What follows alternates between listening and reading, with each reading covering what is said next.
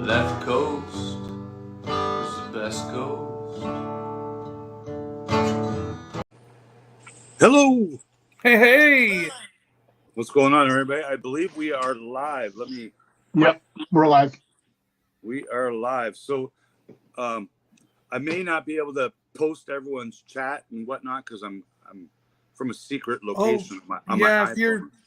If you're on the phone, you can't. I can't click them. You didn't really give me the power yet, did you? Hey, if Dino can do it, I can do it, man. So I think I don't think you can do it from your phone, though. Is what I'm trying to say. Yeah. Oh, I can read it. I might not. Yeah. You can, I mean, you can't click it, can you? Oh yeah. Oh, you can. Okay. I don't have one of those fake phones like Dino has. I have an Apple product. All right. Fine Apple, genuine per product. So I think Vern did stay up like for 48 hours to catch this. He was so eager. So I'm positive he's in the chat right now and not sleeping. Yeah. He should have been able to watch it 10 times by now. Well, I didn't watch it a third time, but I did watch this episode 2 times. Me too. Same. Called Announcement. So, no word just Announcement is the name of this episode 7. Yep. Just off the bat, I liked it. I liked it so much that I know I've said this 6 weeks in a row now.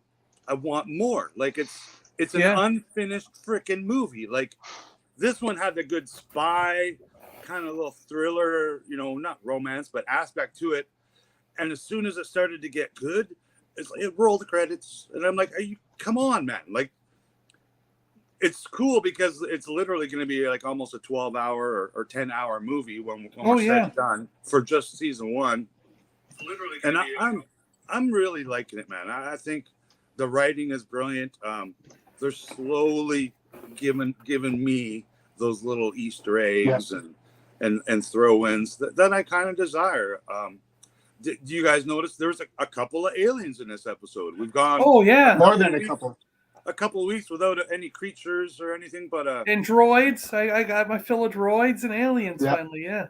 Yeah, we got a new silver-looking droid that looked like he's right off the deck of the Orville. He did. Yeah, servant kind of looking. So that's new to me. I haven't seen him in the cartoons or comics. A couple of the aliens were new too. I didn't see. There was some cool aliens. There's even a guy like a topless alien with man boobs. They were like playing chess at a picnic table on the beach, and I'm like, oh my god, man! That was a good one. Yeah, it was Dejaric with the actual physical pieces. It wasn't a hollow version. Yeah. It wasn't hollow chest. It was literally the actual. Yeah. So, and he had a droid leg too. He was an amputee. Oh, did he I'm not sure if you caught that. Yeah. I love that people were calling that Space Florida. I think they filmed that place in the UK because Mark was telling me somewhere north of Blackpool. Blackpool, somewhere.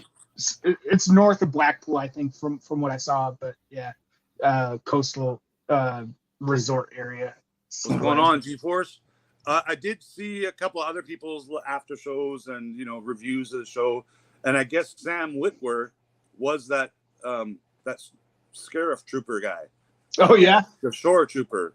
I don't know if it's official, but that's what I've been seeing on some other people's the channels. talking one, not the one chasing down the pier, the guy who was kind of talking to him. He had a lot of dialogue. He had more dialogue than some other characters on this show so far. But, so the announcement.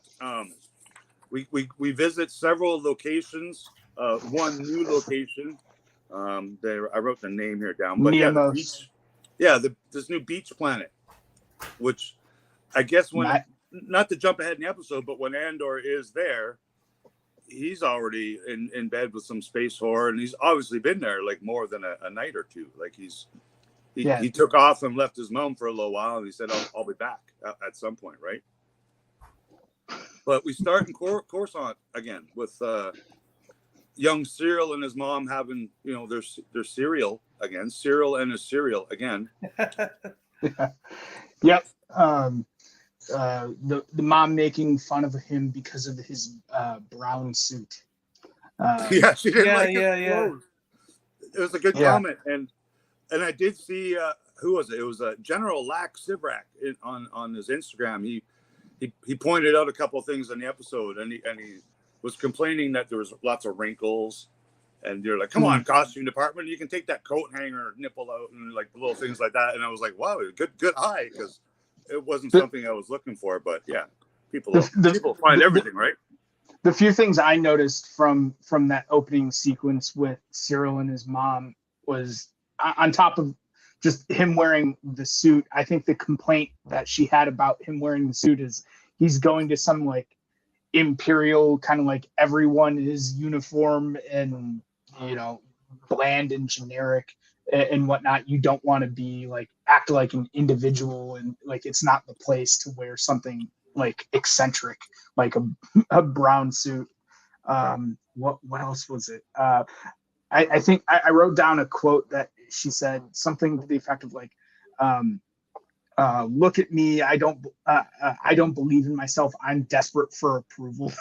Yeah. That's what she said to him. Yeah, she said that, and then the HoloNet. I think we saw like one of the first glimpses of the HoloNet in this episode, and it was like 70s era news anchor. It was pretty spot on. Just like everything about this just screams like perfect Star Wars. Yeah. Good call. I do. I think this character, I'm just going to call him Serial from now on. Even if that's pronounced a little bit incorrectly, it fits. And I'm sure when they named that character, they already knew he was going to be eating this bowl of cereal like for 9 episodes in a row. But yeah, so I think he's going to actually end up being a pretty a key character. He's pretty. Let's be honest. Call him a villainous, like the bad guy. I don't think he's gonna make a twist and become a rebel like I might have thought in episode 1. I do think he's gonna end up being a badass and making some calls and maybe quickly rising in the ranks from like the data entry dude, which I kind of janitorial, whatever, documenting whatever job he got by the end of the episode. He's in a kiosk, and then they zoom out, and there's like just hundreds of these random people working in this desk job for the I heard ISB. a few people. Still the ISB, right? I heard a few people speculating that like the ISB girl, the blonde girl, Dedra, she might figure out that he was involved with that altercation. You know what I mean? So then, you could sort of see like her seeking him out and sort of like, these fucking guys in the chat, Jesus Christ! Damn UK guys. Sorry, John. Do you think this serial guy will be alive at episode 12? Ooh, that's a. Because I'm thinking now he's going to carry on to season 2, and like I said, rise in the ranks a little bit, right? Yeah, I mean, Cyril and Dedra Miro, or Supervisor Miro, or whatever you want to call her, they're destined to like get hooked up. Not like physically, but they're going to ally themselves together. To go after Cassian, right? Or Cassian is their link to the rebels, or whatever it's going to happen. Yeah, so after Cyril and Cyril's mom are, discussing his brown shirt and, how crappy he is and everything he does, we then go back to the ISB and like an emergency kind of meeting. We see everyone rushing down the halls, and then we get to see, I might get the name wrong, but is it Admiral Yolanda? Colonel Yularen. He was Admiral Yularen in the Republic Navy, but when the Empire happened, he actually took like a demotion to Colonel from Admiral in the Navy. Now he's Colonel in the ISB. In the ISB, okay. Yeah, so, and what I didn't realize until after the episode, even after my second viewing, that's when I went and watched some other people's reviews and spoilers and stuff like that, and that's where I found out he is an original character from this episode 4. Like, I don't think he had a speaking role in any way. No, he was sitting at the big round table when Darth Vader choked. That's right. So, What's his fault?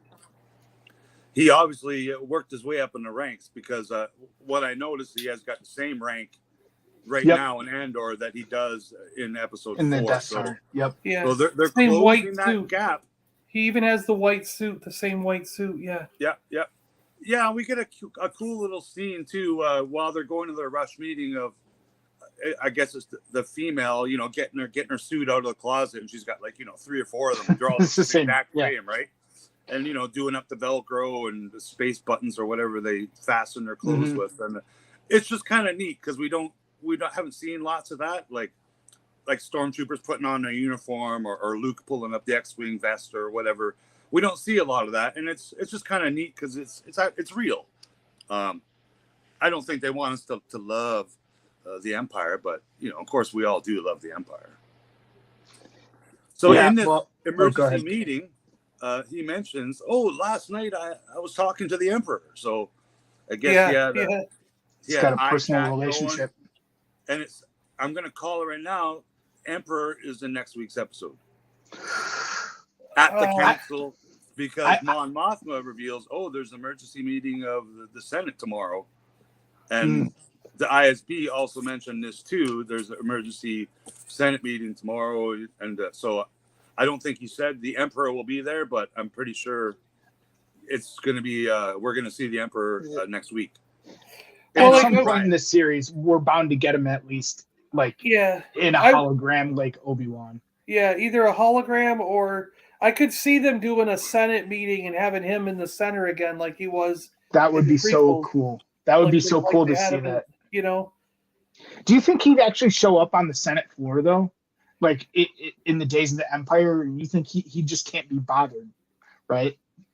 I don't know. I mean, you would think from his character in the old movies that he wouldn't bother, but the way he was in the prequels, he showed up when he said we are forming a galactic empire. You know what I mean? So why? I mean, you would think he would. But you saw how empty the Senate floor was in the previous week's episode, right?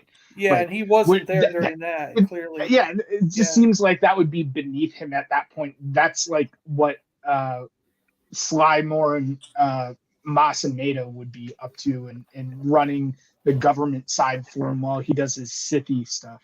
Yeah. And you also got to remember he dissolved it in Star Wars A New Hope in Part 4. He dissolved the Senate. So this is only 5 years before that dissolution.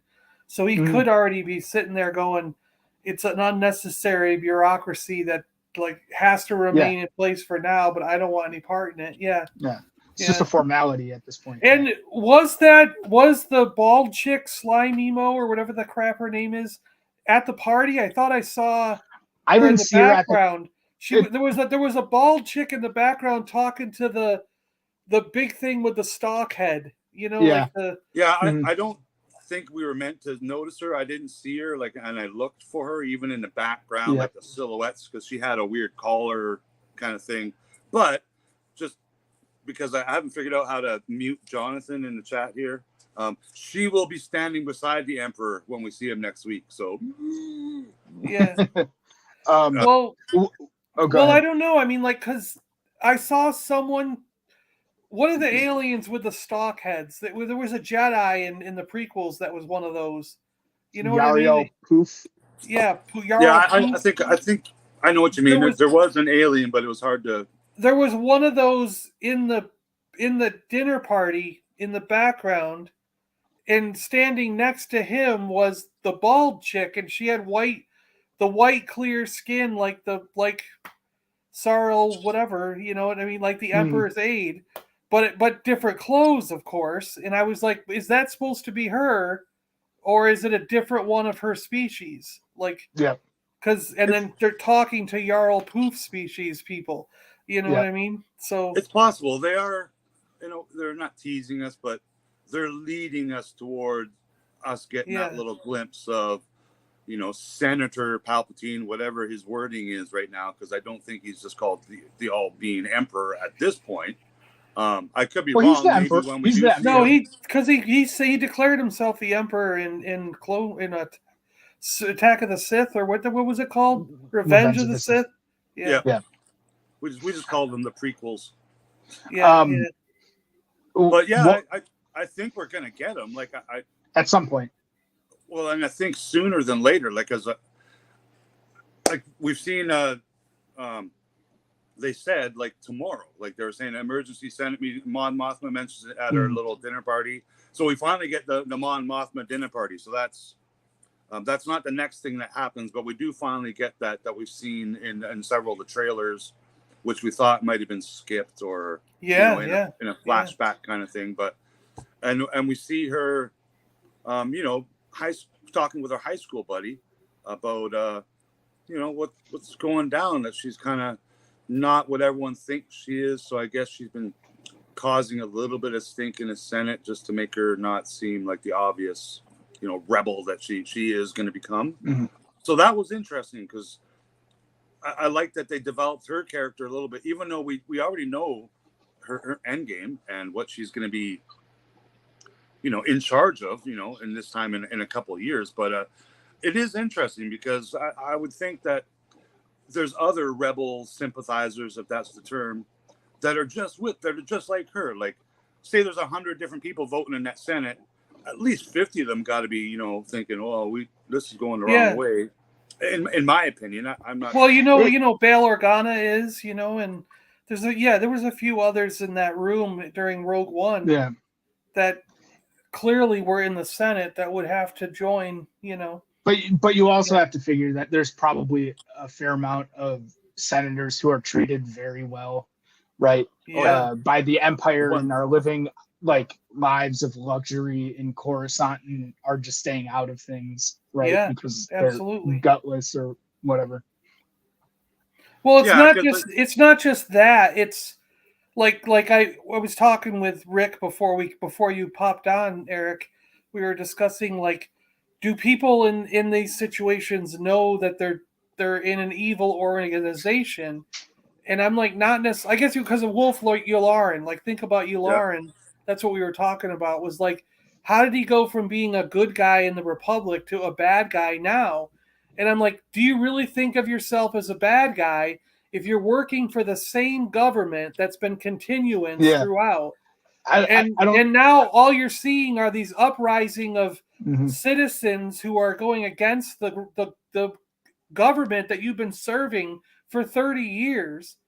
Like, at what point do you start thinking, wait a minute, is this wrong? Like, it probably wouldn't even occur to you. It's sort of like if you were working in the United States government for 30 or 40 years of your life, would we ever recognize when we turned evil? You know what I mean? I don't. It's not something you think about in your day-to-day life, but yet countries on the other side of the world, they do view the United States as evil. But you and I don't think we're evil. But you know what I mean? On that Nobody point, thinks Canada's evil. Just to set the story straight, everyone loves Canada, right? Right? Yeah. Oh, how can you not? No, it's a very good point, Jonathan. Yeah. But going back to that meeting with Yularen, it was weird that they kind of just like you had to turn the subtitles on. You did. You had to turn the subtitles on. Yeah. That was Yularen, because I looked at him and I'm like, that's probably the guy who's portraying Yularen. Let me flip the subtitles on. But and it confirmed that. But this was 100% like I think I tweeted out on Wednesday morning, right after my first watch of this. The Empire's basically using what happened on Aldhani as like a parallel for 9/11, and they just implemented measures very similar to what the Patriot Act was in the U.S. with just like we're going to loosen up any like search and seizure stuff in the name of national security and anti-terrorism. What was really funny though was like one of the like directives or whatever that they named it, they called it the public order resentencing directive, PORD. It would have been so funny. And it would have been like, it probably wouldn't have made a whole lot of sense to do this on the show if they named it like, instead of PORD, PORG, and instead of directive, like guidelines, and then they just call this new thing like porg. Yeah, I did notice they named it, and I was kind of like, that's kind of interesting. And and they mentioned, we're gonna raise the taxes, and if you're harboring a thing, higher jail sentence, and so they're going all out, like you're saying. Like here's a reason for us to, show our strength and our dominance, and this is going to be the start of, I guess. We know the rebellion's already started, but Andor's mom talks about it. She's like, "Oh no, did you see on the news? What happened there?" And he's like, "Well, no, what happened?" Like he's all surprised. So I didn't know why he wasn't honest with his mom. Like he's an asshole for that. Really? Like probably to protect her more than anything. Like plead ignorance, right? Well, to protect her, he's trying to take her off the planet, and she's saying, "No, I'm staying," and he's like, I'll come back. So he's going to try and take her off. So I think there's going to be some drama, or, maybe, he I was going to say like at that point when they were discussing it, wasn't he, if she's staying behind, you would think you'd be concerned, like if they do interrogate her, if she doesn't know anything about it, there's going to be nothing she can tell the Empire. But I don't it's kind of like, I don't think she was. It's possible that she is, but when she was talking about a rebellion, I don't think she was necessarily referring to one of the disparate rebel cells that was trying to come together with the Rebel Alliance. I think she was just speaking in like general terms, like rebelling against that. Yeah, just like I'm going to be a part of a local kind of rebellion or resistance to the Empire because it's going to be shitty everywhere. I might as well do something on my own home turf, right? It does sound like she might already be like in a group of people that we haven't kind of been introduced to, or maybe even she hasn't even told her son about. She could even just be meaning like peaceful protest with some signs. You know what I mean? Like a little bit, because she mentions, I can't go to that part of the square, for the memories of, her hanging husband. Yeah. Well, she said she finally did the other day, right? Because she said she heard about what happened. Like, the rebellions did this thing. So she went by and smiled. She was like, was being a little bit cocky about it. So, maybe she's just being a rebel on her own, like rebellious, because she's an older lady and she's like, nothing's going to stop me, or, it's now or never kind of thing at that point. So it is kind of neat to see her way of thinking about things. It's just weird that it does seem that Andor is not really being honest with her, and that kind of surprises me. Like, we want them to be having a close relationship, even though she did just steal him from a planet. She also tells him to stop looking for his sister, that there was no survivors. So I don't think that's 100% accurate. I do think she's going to be alive, or I don't know, why would they even create the character and have him searching for her at the Peeler Bar and stuff like that. So I do think she exists. Yeah. And we will meet her before this series is done. It's interesting to know because maybe she's that blonde Imperial girl. Like, I don't know. I'm just saying, like, she's not Omega, Jonathan, but it is interesting. We go back to the antique shop with the mastermind with some of our our rebel leaders, I guess we're gonna call it. Mothma shows up with the fake pretense that she's returning this gift for her asshole husband, and they're all acting, and at the same time she's surprised that this happened. So that again surprised me, that she had no idea that there was some robbery being done of all these Imperial coins on this planet. So did you guys think that she knew about this, or no, she didn't know prior. She didn't know. She was she was acting all high and mighty, saying we don't need to do this kind of stuff to be effective as a rebellion. And Luthen was basically saying, "Bitch, please, this is how we people on our side, right? Like we have to make things worse before they get better, right?" Well, and, it also. Yeah. Sorry, go ahead. Finish your thought. No, yeah. Go for it. I also was thinking, like, it also tells that with Mon Mothma and her group, there's a line, and you heard later on it was in Rogue One where she was like, we had to break apart from Saw Gerrera and his group because they were too militant. They were too extreme, So there's there's a separate. There was the rebellion almost split into two groups at that point, and Saw Gerrera's group was doing whatever they felt they needed to accomplish the goal, where Mon Mothma's group was more like, let's do this within a set of rules, and not cross the line. And that's kind of, I think, what she's getting at right here with him, where she was like, I think you took it too far and crossed a line, and a line I wasn't prepared to cross yet. You know what I mean? And he's like, come on, we got to do this.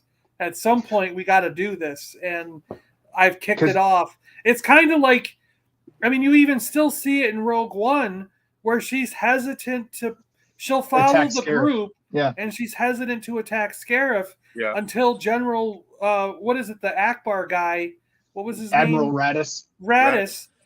Radis and Draven take off and do it on their own. And then she has to, she's like, okay, now I got to back this because they forced my hand. And at that point, it's really the start of open warfare between the rebellion and the Empire. That's technically, Scarif is technically the first open battle, right? Like the first major military victory. Right. Yeah, right. Like Aldhani, you wouldn't classify as like a military like kind of thing. It was more just like a robbery than anything. Yeah. No, I'm trying to say, now, I'm saying like these little things that we're going to see in Andor, nothing will be as big a conflict as what you got in Rogue One. That fight 100%. over Scarif was technically their first open warfare battle kind of thing. Because they were even saying like, what are you talking about? General Draven's already blown up an Imperial base, and that was earlier in the Rogue One. So they didn't even do anything that big prior to what happened in Rogue One. So I mean, at this point, Mon Mothma is still in that mode of like, I want to do this within the law, within the rules, and but her funding was drying up. She's already getting money. Like she's already, I don't know, recruiting, but she's already like my charity. So we see her open up to this high school friend, which her friend was meant to be.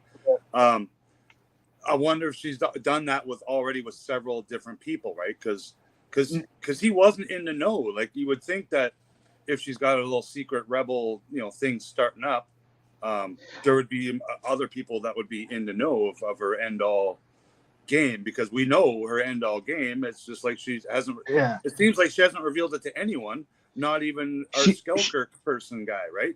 She hasn't had to, and I mean, if we want to jump ahead to the kind of dinner scene or the party scene, I think the reason I took it that she hadn't shared anything with anyone else was because she was the only means of financing for this like secret rebellion.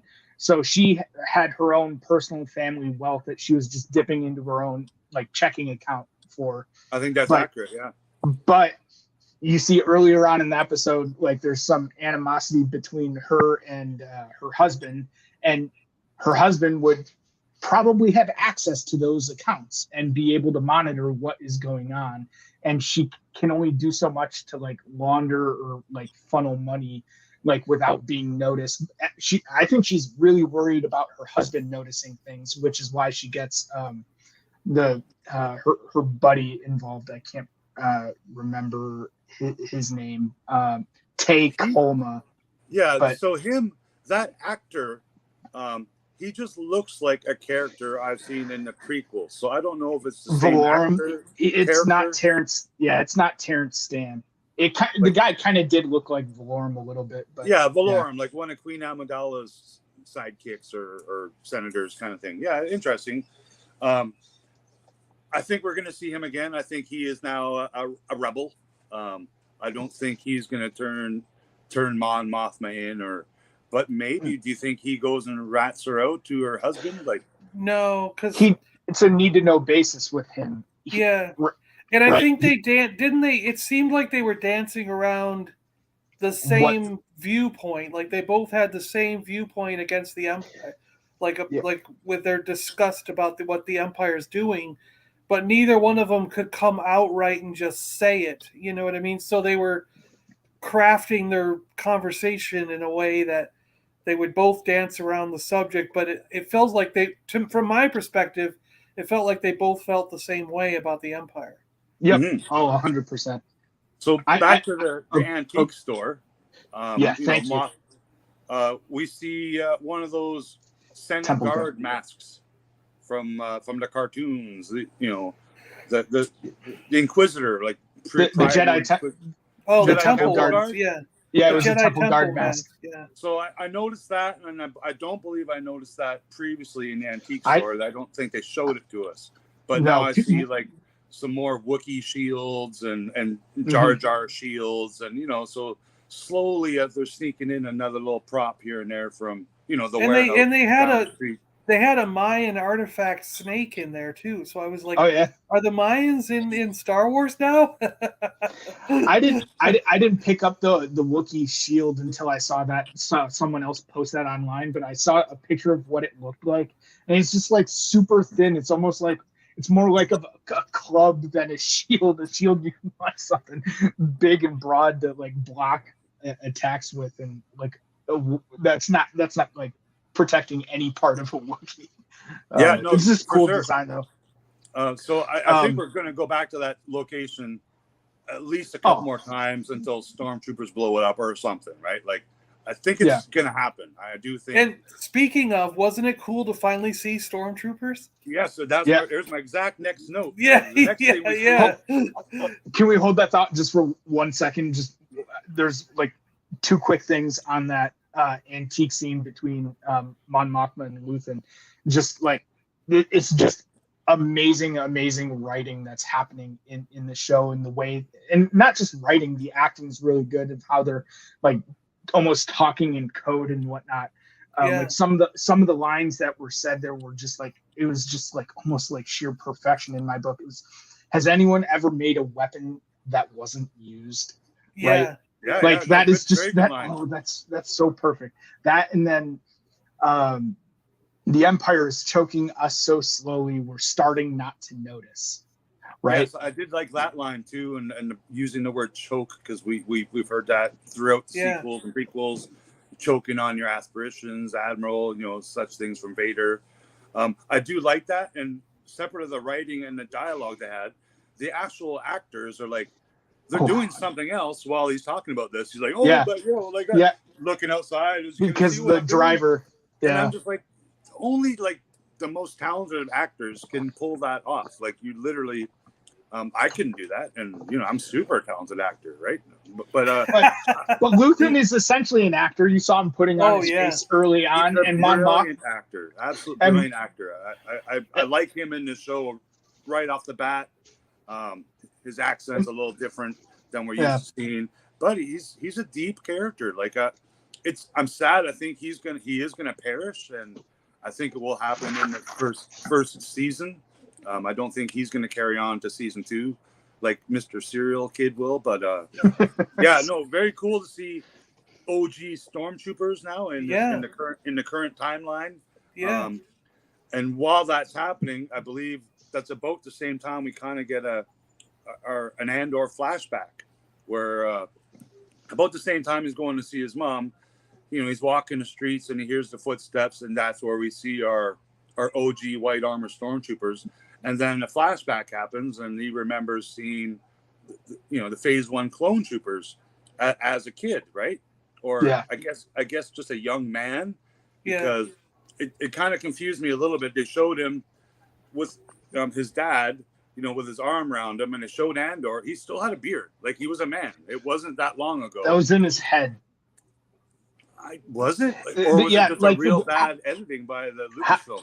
I think it was more just like artsy filmmaking of Cassian being shot like in present day, right on the street, and starting to remember, and you see like what Cassian's projecting in his mind all around him, and then the camera pans around, and then you see younger Cassian instead. We do see the younger Cassian like as a child, and because at one point we see him kind of running towards this little group or 5 or 6 of these clone troopers with a stick, just kind of running, and then it cuts away, and I'm assuming that is where he's 13 and he goes to jail for 6 years or whatever that line was from a previous episode. That was cool. I wish they would have showed the rest of it, like what happened. Them grabbing him as a kid by his collar, and kind of like we see him grabbed later on in the episode. But yeah, we do get to see finally some white armor baddies and stormtroopers and the clone troopers, and we even get our first Scarif trooper, if that's the exact name for their armor, later on in the episode. I thought they were shore trooper, like desert trooper. Shore trooper. That's the word. I noticed about halfway through this episode, I guess now at the point where Andor's left his mom.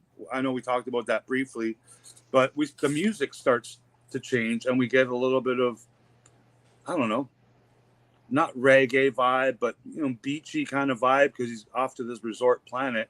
And right away, I thought the music was fantastic. It was pretty quiet throughout the episode, but then when he switched his location, we start getting this music again, and it happened throughout every scene.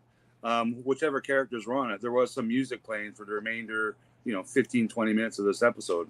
I thought that stood out, and I haven't noticed the music since maybe the first 2 episodes, but I did hear some cool beats with the new planet. They definitely wanted to set a different tone with the Niemos or whatever they called it. Yeah, so just talking about the figures, I do think we are going to get a wave of retro figures from the show, believe it or not. I think Yakface was teasing he saw another wave of retros coming. Doesn't know much more than that, but that's my first guess. Maybe they tie it with Rogue One and we get some of those characters as well. I'm all in. Long live the retros. I'll get the retros. I got space right there for them. Sword Trooper was a dick. Yeah, he was a dick. I think that was Sam Witwer is what I'm hearing. He was a bad cop. But the thing is though, is that like it's awful weird that they sentenced him to 6 years. So now there's going to be a prison break because 6 years has passed. If he stayed in for 6 years, then it would be put him during New Hope. Past a New Hope. Hope, yeah. Yeah. So that's got to be Vel. Vel's got to be the one that breaks him out because he clearly gets out, because Clea goes off earlier in the episode and in Coruscant in her red robe and whatnot, and goes off to meet up with Vel, who's all dressed up and whatnot for the occasion. I did not recognize her as the same girl from the. It was it took me like I had to look at it again because I heard people saying that, and then I had to look at her again, and I was like, "Oh, it is the same girl." Like, who, Val? No, Val. the girl in the red suit. Oh, Clea. From it's the same girl from the antique shop. Yeah. So here's my question for you guys. Now, again, I'm not going as far as saying this is a theory, but I'm 50-50 that's Princess Leia. No, I'm 50-50, man. She's got a good she's got a good likeness, so but like her. She's probably a little too old. She seems a little too old to be Leia, because Leia was 16 in A New Hope, and this is several years before, right? Yeah, she'd be maybe like 12, but she does look like a younger Carrie Fisher. She does, but and her name is freaking Clea. Like, come on, like. Yeah, I don't think the time was daughter's name. I wrote that down here because that was the first time we heard her name. Yeah, hold on. But the only scene we get with her is her saying, "Mom, can I leave?" All right, and then her and Yeah. it looks like her asshole dad leave. So that was, kind of mean nothing. But yeah, that Clea girl telling Vel, they're meeting in the dark alley, right? Basically, yeah, take out Andor. Like, here's the new. Yep. She's going to be the one that breaks him out of the prison at Neamos, and or wherever they ship him off to. Separate of her, just her appearance and her, very much looking like a young Carrie. When she was kind of dishing out that you mentioned that one line, Eric, about rebellion or whatnot, and then she's saying, it has the line she used. This is what a revolution looks like. So she said that to Val, and I'm like, you know what? That's a line that frickin' Princess Leia, the leader of the rebels, would say. Like, she's not dirty, but I mean, she's hardcore. And I just think it's interesting about this character. Like, is she going to be a key character? And is she going to, because I'm calling that Stellengard character will pass on, get killed, whatnot. But I think the Clea is going to live and carry on whatever they're, we know what they're trying to do. But yeah, I want a little bit more of her character development now. If they're teasing us, that this might be, who she's more hardcore. Yeah, she's more hardcore than Luthen. Yeah. And more hardcore than Mon Mothma. Oh yeah. Andor's still not on board. So far, the hardest core rebel that we've met, in my opinion, is this Clea character. So yeah, I like her, man.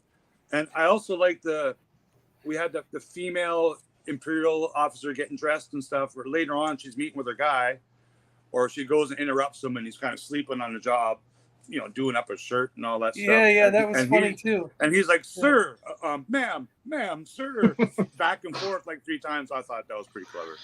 Yeah. Well, like I said, it was good. Okay. It's funny. I think it's funny and also more realistic to see Imperial officers manning their post and like sitting on a bench, and then when they walk in, they stand up and get into like, attention position, or like this guy was basically practically asleep. It's just like, if you've ever had a corporate job where you're essentially told to sit there, you know what I mean? Your job is like meaningless almost, and it's like there's positions, and I've had a couple corporate jobs in my life, and there are positions where you literally are sitting at a desk doing absolutely nothing for weeks on end. Homer Simpson. And you start going, what's the point of me even being here? So you start, you're playing Minecraft and solitaire on your computer, and that worm game where the worm's moving around, you know what I mean? And you're just like reading books, or half the time you're falling asleep because your job literally is meaningless. And there's like one chance in like 2 months that someone comes in and actually asks you about something, Yeah. And I thought that was that guy's job. You know what I mean? He's in a spot where there has to be a body in that chair, but he literally has nothing to do for weeks on end. And then the one time this lady comes in and she's like, I need this and this and this and this and this. Well, get on it, that scene kind of struck me as he wasn't used to dealing with the like supervisor, it's someone that high up too. He's used to like the assistants ferrying like official approved request forms for like reports on whatever, and he was taken back. Yeah, I think they even said like you stepped over the chain of command. Like she's supposed to put the request in with someone who files paperwork, and that paperwork goes to that guy's desk. But, you know what I mean? But that Patriot Act mandate that was put in, she took advantage of that to get any data in the name of Imperial like security and whatnot. And you're right. So then that guy wasn't used to seeing someone her level step through the door. You know? Yep. Yeah. Well, how often is he freaking sleeping on the job then? It seems like it's a pretty common Well, they had some occurrence. droids in the background, like I think like working whatever kind of record center or whatnot. Yeah. And I It's stress almost that like point he just again, we he'll need input what he more- needs and the droids will find it. You know, that's We what need more droids and we need Well, more aliens. But we we- did get some. We got no G droid. We got Yeah, we The had mouse like a droid. white. We saw like a mouse white droid. protocol droid with like And some the- extra wires coming out of his head Yeah, as another yeah. servant kind of thing. So that was cool. And we saw a cool alien, maybe a neat co kind of looking creature in a Imperial not officer, but armor, while Andor's getting his little jail sentence there. We see a kind of weird creature in the background, and I'm just like, do this The every bailiff. episode. It's just a little thing to prove Yeah. that it's in freaking Spaceland. Like, come on, man, Yeah, it can't yeah. be that hard. But I And, think I saw somewhere in the comments that like in that the sentencing scene, I did translate the Arabesh on the sentencing cards. That one, like the Arabesh there was not accurate for what the judge was issuing sentences for, but the Arabesh earlier on in the episode was written to be accurate. Like when Clea was walking through Coruscant, there was some notice that basically said carrier chain code from the ISB. So like tying it to Bad Batch and the introduction of Imperial chain codes is like your like your personal, like social security number. So yeah, I haven't officially called that a left ghost theory because I didn't play the little video. When I'm official, I'll play a little clip so you guys can save it for and show it to your family later on and say, oh my God, Rick was right. So we do get a small visit with Cinta, who's I believe is alone on this planet, and she's on a cool speeder that's like a stand-up scooter. Oh speeder. yeah, like a little. So, we just get a quick look at her. She kind of pulls like off a the jet car, ski almost, and then we see the familiar Star Destroyer above arrive on Aldhani. So they're bringing some Imperial presence and some white armor, bad aim dudes to the planet. So they said they issued a blockade again, at least, right? Yeah. They said that they said they like I think it was in the HoloNet scene on Cyril's mom's place where they said that there was going to be an Imperial blockade on Aldhani. Yeah, he mentioned the meeting, right? Yeah, it was there. You might be right on that. It might have been in the ISB. And did they say they were getting rid of all the festivals, or something like did that? They say like there was going to be a lockdown on like what happens during a festival? I actually wrote this down. They said. Let me find my note on this. Because they basically were blaming the festival for cover of their using it as cover for this operation. They said that the use of local customs, festivals, or traditions as cover for rebel activity will trigger permanent revocation of Imperial tolerance. Yeah, that was the line. And then didn't they also arrest over 100 people in that festival? Yeah, they said they. I want to say it was like 134 or something in that range. Yeah, 134 Aldhani residents were taken into custody for questioning because of they were all at the festival. Yeah, they were being interrogated by but it was the Donnies that got the 134 of them that got interrogated by the ISB, but they also said all military personnel that was already on Aldhani was replaced, and the old ones were being interrogated by the ISB. So it'll be totally different people there now. Like, See what I think behind the scenes, interrogation also means that at least half those people didn't survive. The interrogation. That's what I think. It's more like they get tortured to death. It's totally possible. Like we might even get to see that. Like not see it, but get to revisit because we have to go back to that planet Aldhani again, right? We have to see Cinta, what happens? Yeah. It was weird I with like her. Cinta. She's a badass character. I want to see her holding blasters and kicking people in the balls, doing whatever she does. Maybe get together with her girlfriend Val. You know what I'm saying? Share a blanket or two.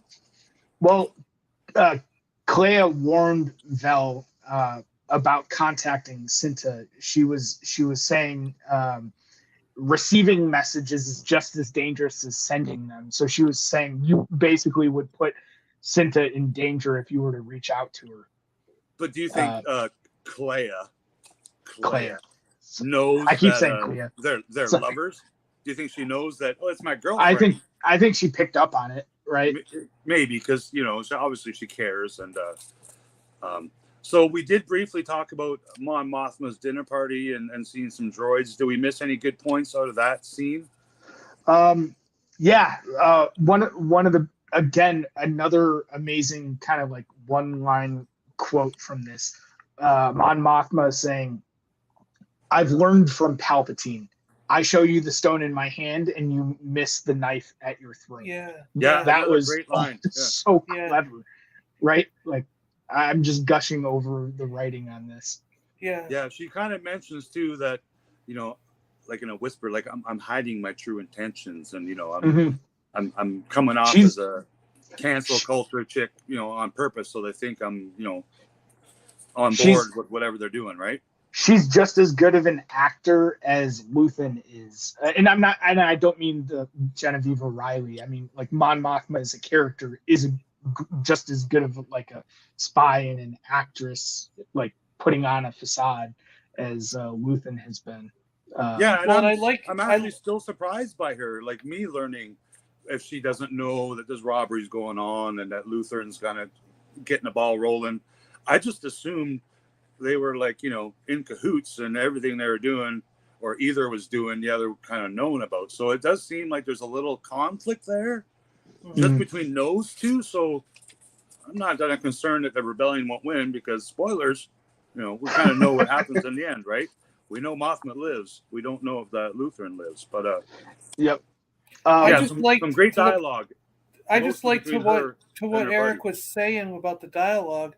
I just liked that she put it together in her own mind, in her own way, like what Palpatine did to get into office and then manipulate the situation once he was in office to become the emperor and change the Republic into an empire. You know what I mean? Like, she could see, it's kind of like she can see, and maybe it's in hindsight, but it's kind of like she put it all together that he manipulated his way into that situation. And I like that she brought that up, that she basically mentioned, I learned from what he did from watching him, and so I'm going to be this way, and do it this way, Yeah, but it's she's common misdirection. Right? She's been at this many years, as we kind of know from the cartoons and whatnot, right? So pretty cool. One of the other things that struck me from the party scene was a line that Mon Mothma basically had said, that the Grand Vizier, however you want to pronounce it, Masameda is the character in that case, infiltrated her separatist coalition meetings. So she's basically saying that she and like other senators within the Empire have been trying to help former separatist planets and systems reintegrate back into the, not Republic, but the Empire after the Galactic Civil War. So she's trying to like extend olive branches, but basically she's being shot down by Masameda and whatnot, because they just want to like basically take advantage and almost like seek like reparations, right? Oh, totally. But I want to see her relationship with these other, branches of the rebellion that, we know she must already be, having conversations with somehow, whether they're sending notes by carrier wombrats or whatever. Like, she's obviously having some communications with some people, or I don't know, or I'm reading this all wrong, and we're not going to see that till next year in season 2. But I want to see some of this communication that must be having with other, rebel sympathizers or we know imperials. This is what I'm curious about. Like, this kind of brings in, like, yes, who else do you think we're going to see by the end of this? Like, say 24 episodes down the road. You know what I mean? Like, obviously we've got to see Jimmy Smits as Bail Organa, because don't we already know that Bail Organa was one of the first senators in addition to Mon Mothma? I mean, like, to really come on board, and Bail, like what Chris is saying in the chat, Bail already knows some of this because of what he lived through during the Clone Wars. So driving Yoda to so Bail was privy. Bail was privy to some of this, like, before Mon Mothma even caught on. But so it's kind of like at some point Bail and Mon Mothma have to cross paths, and I hope we see it in the show. And Bail being like, okay, I can trust Mon Mothma, and suddenly, like, spilling the beans and being like, this is what happened. And then the other characters that I think, whether it's, I know that Newt Gunray and those other guys, they're dead. What is it? It would be Newt Gunray and what's the other one? The separatists people. What's the other the other name? the other Nemoidian, the other Nemoidian guy that was with him. Look it up. I can't remember. But I know who you're talking about. But, they both perished because Anakin killed them. But didn't we hear, like, in one of the cartoons or something later on, didn't we hear them say, well, the Nemoidians dealt with that before? It was what, because didn't they say something like Newt Gunray had to deal with these Sith before? He dealt with Maul and Sidious and stuff, and so it's kind of like, I think, right? The Nemoidians, even though they were separatists, I can't imagine them wanting to get back into the Empire, because they know that the Empire was. They know that the Empire is now Sith controlled and evil. They know it firsthand because of Newt Gunray and the other dude. But it wouldn't matter, John. They were a part of they were part of the Separatists, and Sidious, like Palpatine, was controlling both sides. And when he became Emperor, the old Republic, now Empire, just swallowed up both, and it was basically Sidious just dividing to reconquer everything under his, like, dictatorship. But did all the Separatist planets rejoin in the Empire? That's what I'm trying to say. I don't think they would have had a choice. I think it was because I thought that's what Mon Mothma was talking about, was reaching an olive branch out to get some of these Separatist planets back in. I think it was reaching within now, because they're all being told either, hey, follow these new rules, or we'll deal with you. It was basically, how do we, like, reach out to the former Separatist systems and reintegrate them back into, like, the Empire, because they wouldn't have had a choice. I mean, you saw in you saw wouldn't some Bad of them, Batch, like, some of them be good candidates for becoming a part of the rebellion? Yeah, 100%. But they wouldn't have had a choice immediately to resist being an imperial state, right? Gotcha. Yeah. Yeah. At least that's me. Politics. Is completely lame. It is pretty neat to learn. Well, that's what I'm saying. Like, some of the what's going on at this point in the Star Wars in a certain sense, this whole last episode was politics.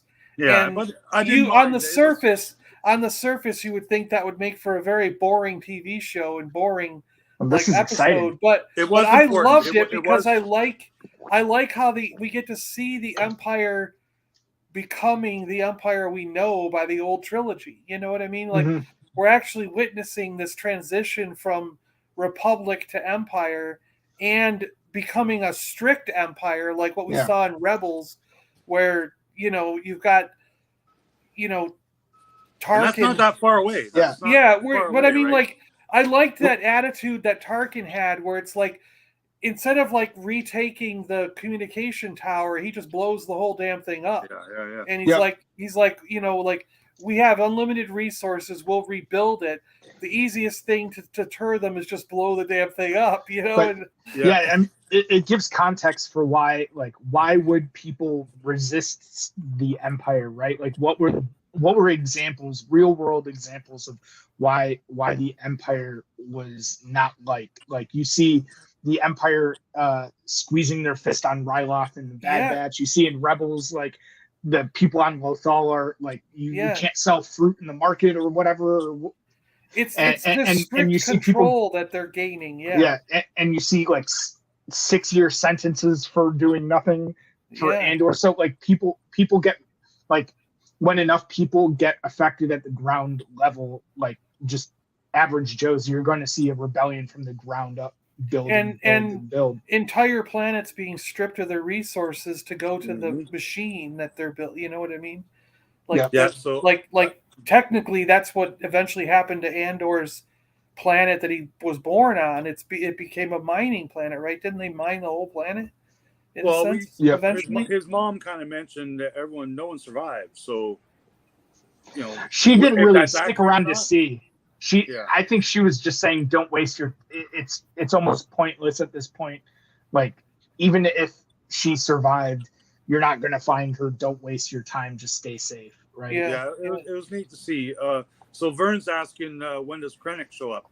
I think definitely Krennic shows up, whether it's season 1 or season 2. I think it's a guarantee. I want to see him kind of begging Tarkin or the Emperor or Vader. I don't know. Give me a new badge, or whatever, right? I can see him rising in the ranks in this series because I just don't know. I mean, like, why would they? And he's one of the main politician guys we know from Rogue One, and I don't think he's going to have interactions with Andor to say, but I think that's a whole different introduced. The building of the Death Star is a whole different side thing that I don't think this show is going to get into. Yeah, because if anything, it could be mentioned as like, well, we've got this project going on Stardust. over in this other system. If anything, that's all they're going to mention is the system where this project's going on.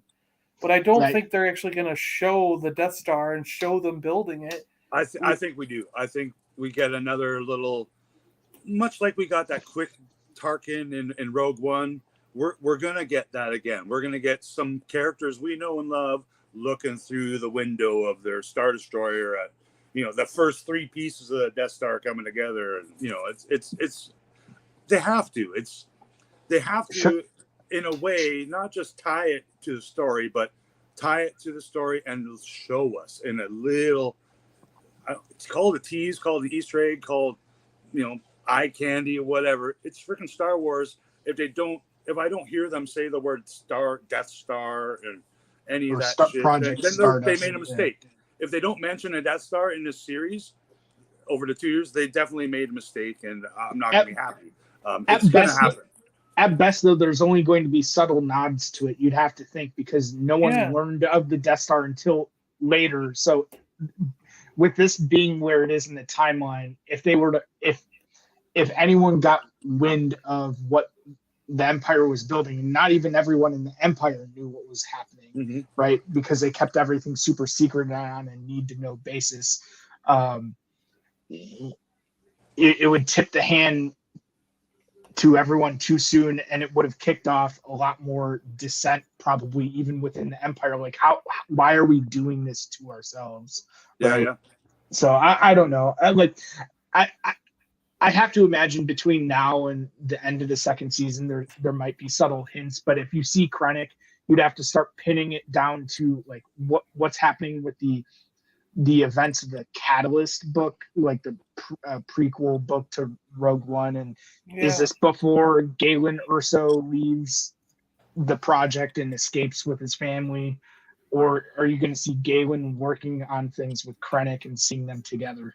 Right. You know what? I think it'd be in their best interest to tie more and more things to the Rogue One, not just, the Star Wars Episode 4, but to the Rogue One and its characters, as we do get to see finally, the Imperial kind of droids that K2SO comes from by the end of this episode.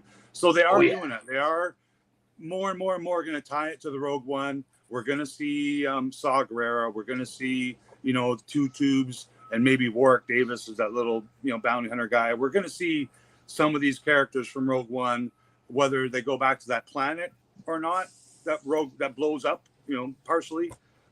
It's going to happen. So let's get off the Imperials a little bit and talk about Andor going to meet his ex-girlfriend Bix. Yeah, so he mentions, like, do you remember I used to do this as a child? Like, so he's known her a long time. Obviously, they've had a good, they got a little bit of a history together. And then we see her, and she's obviously been assaulted. What do you think is going on there? Well, they interrogated her.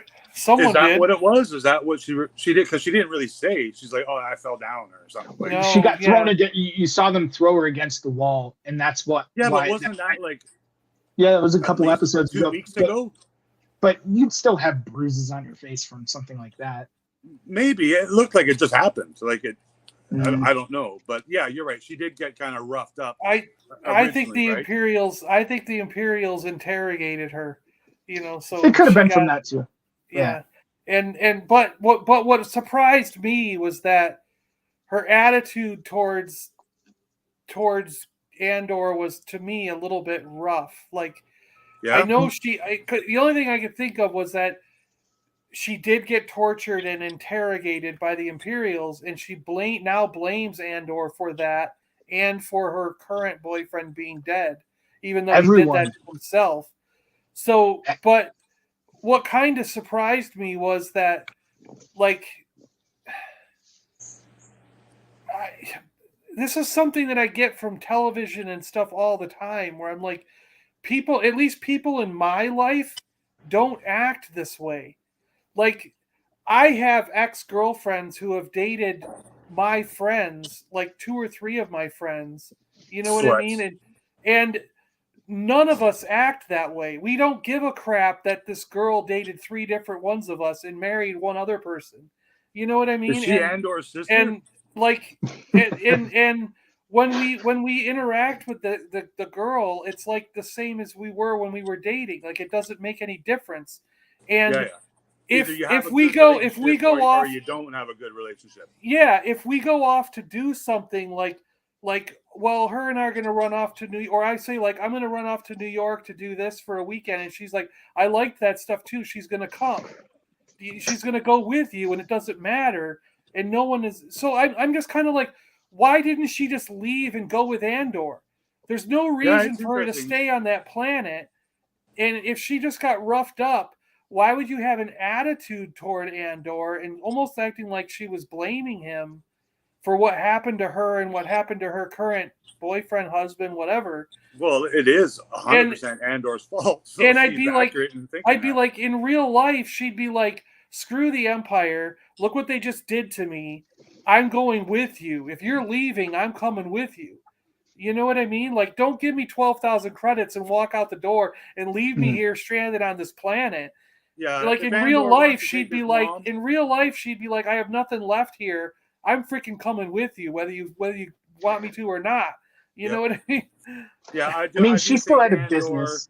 Has to grab his mom, the emo droid, and Fix. What's her name?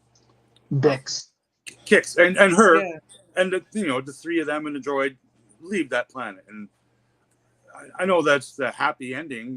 Like, we don't know if they all survive, but well, you got to think at some you're point going to want to save your mom, and you probably want to save your ex-girlfriend. And then also he's got that one guy he was kind of buddy with that worked at the warehouse or factory or wherever he worked, right? Well, we do have to think that, like, at some point he does have to. I'm wondering if the mom's going to die, like if she's going to do something on the planet. 100%. And then he has to, and then he'll come back. But after she dies, he comes back. Like, she does something on that planet, and she gets killed as a result. And then Andor has to come back and get the droid, and maybe that's when Vix goes with him.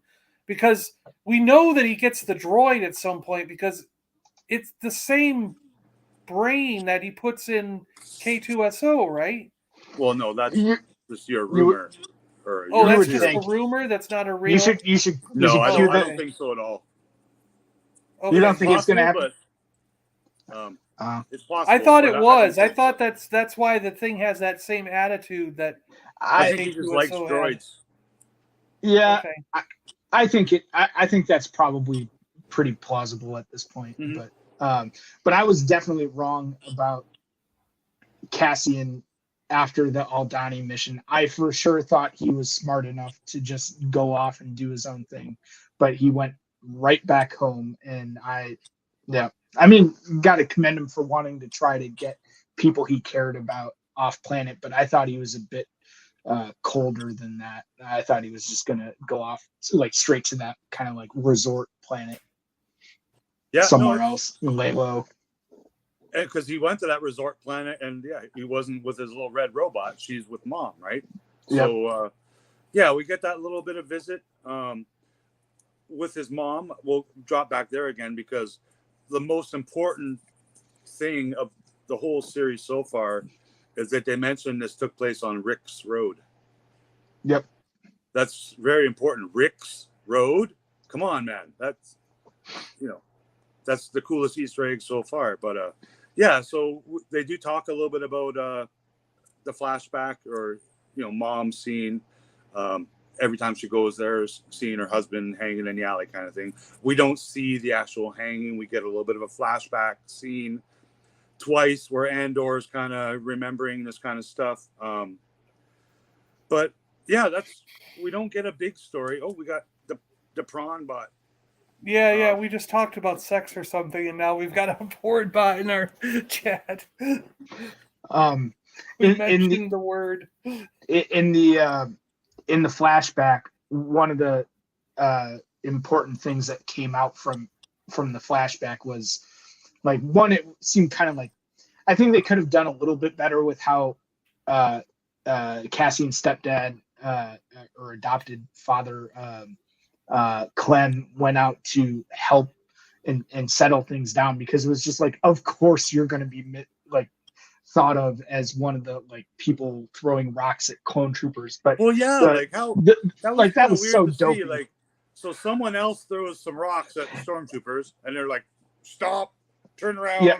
Point your guns!" So we're Yeah. kind of led that, oh my god, he was assassinated right there. But we're told, he's hung. So they didn't. You show see the what happened legs next. Like, you see the legs dangling when younger Cassian is Yeah. trying to chase them down. yeah, But and it what almost what looked like the, there's snow, like there was Yeah, frost well, on it. So that was interesting too. Ferrex gets cold from what they were saying. But the people that were throwing rocks at the clone troopers were saying, "Long live the Republic, Yeah, free Ferrex." So they're still like almost like Ryloth, which was part of the Republic in the Clone Wars era. They started to not really like the Empire when they were doing more mining and whatnot. You saw that in the Bad Batch. But Ferrex was seemingly part of the Republic before, but not liking what the new Empire was doing in that flashback. So I thought that was that's a very good point.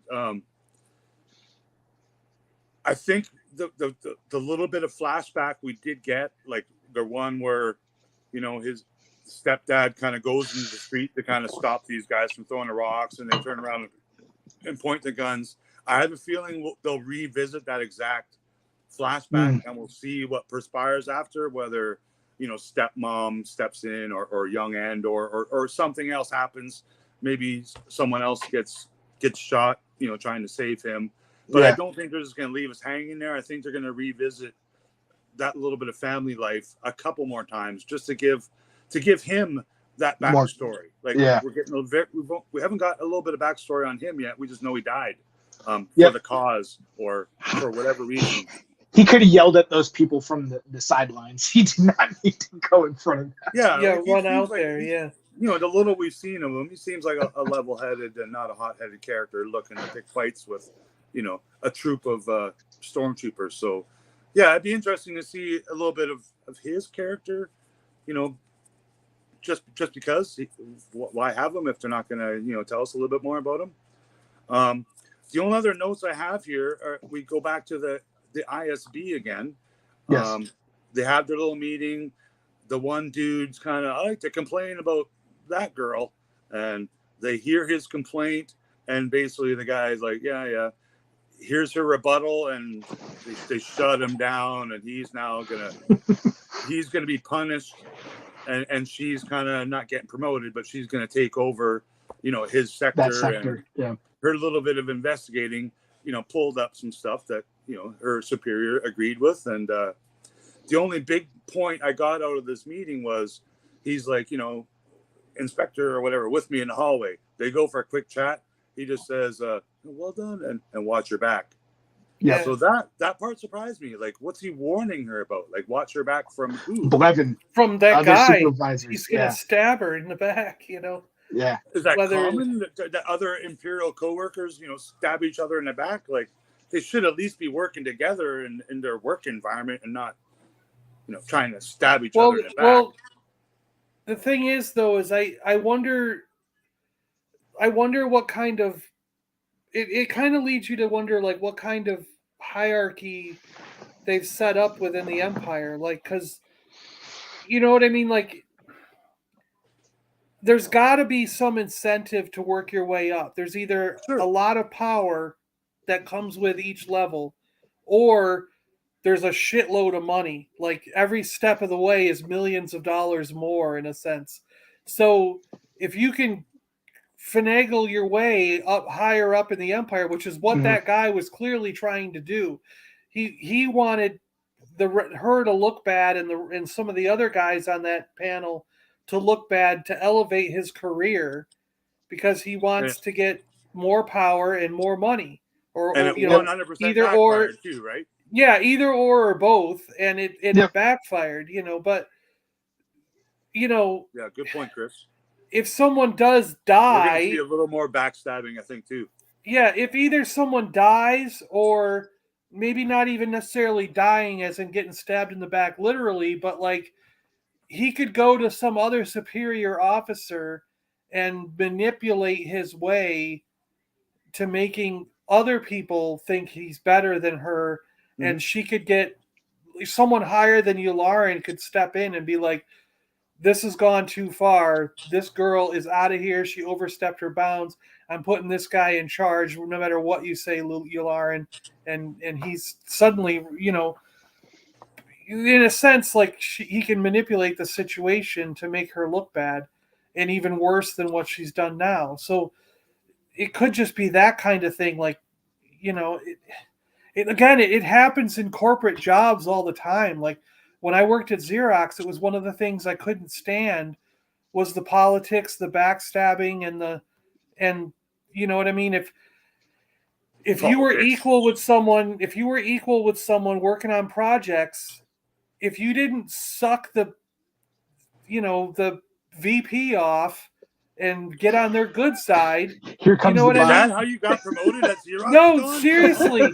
Like there was so much backstabbing and like you know what I mean, and favors being done that you would get promoted in Xerox for doing something, for not for doing good work, but because you knew the right people and you could manipulate the situation in a way. You know what I mean? It wasn't based on your merits and good work. It was based on stupid shit, But that's how the majority of those supervisors in the ISB rose through the ranks, because they were part of the like social elite and like came up through the ranks that way. But they referred to in a previous episode, like Partagaz brought Dedra Miro into those ranks from like a lower level kind of enforcer role. So she's more of like a cop. And someone more like a detective, right? Who came up into a more strategic intelligence role. So where the other guy might know people that can manipulate the, you know what I mean? Yeah, it's who you know, not what you do or whatever. Yeah, Blevin. Okay, so that's that guy's name. Yeah, I think he's very soon. I think he's dead. I don't think within the Imperial ranks getting killed, but I think he's going to be one of those guys that gets offed by, a rebel, like an Andor spy, terrorist, whatever you want to call him. I think he's going to get bit, or he's going to be sent to go work at a place that gets, attacked or something bad's going to happen. The only other thing I got out of that last ISB meeting is he brings up Ord Mandrell. And I know, that was cool. Eric, you can remind me what that's from, what cartoon or something. Well, it was mentioned in Ord Empire Strikes Back.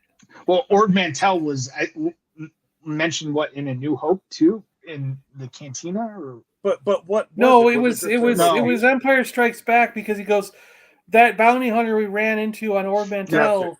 Yep. Kind of changed my mind, Yep. No, you're right. But so you see Ord Mantell in the Clone Wars. It's not a place they visited on Bad Batch or Clone Wars or Rebels. I think they did in Clone Wars. Yeah. Where in the Bad Batch they go to Ord Mantell to get Moochie the Rancor, and that's where that Lady Bosk is, right? Who's kind of helping that Trandoshan lady. What's her name? I'm not sure that's the same planet. I'm not sure that's the same planet. Sid, her name is Sid. Sid. Hold that.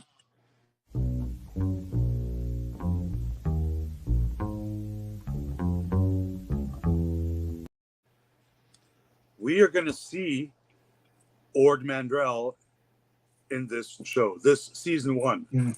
And who do you think is going to be on Ord Mandrell? Starts with an O and ends in an Ega.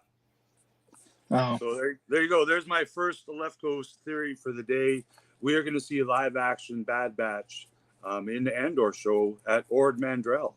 And if we're lucky, we get to see that Sid character in live action, because pretty cool original character, if you ask me. So there's maybe someone knows in the chat, but I'm not sure if I can't remember if that planet Ord Mantell is the planet where Sid is based, or if I think it was just the planet where they went to rescue Moochie the Rancor for Jabba, but from the Zygerian slavers.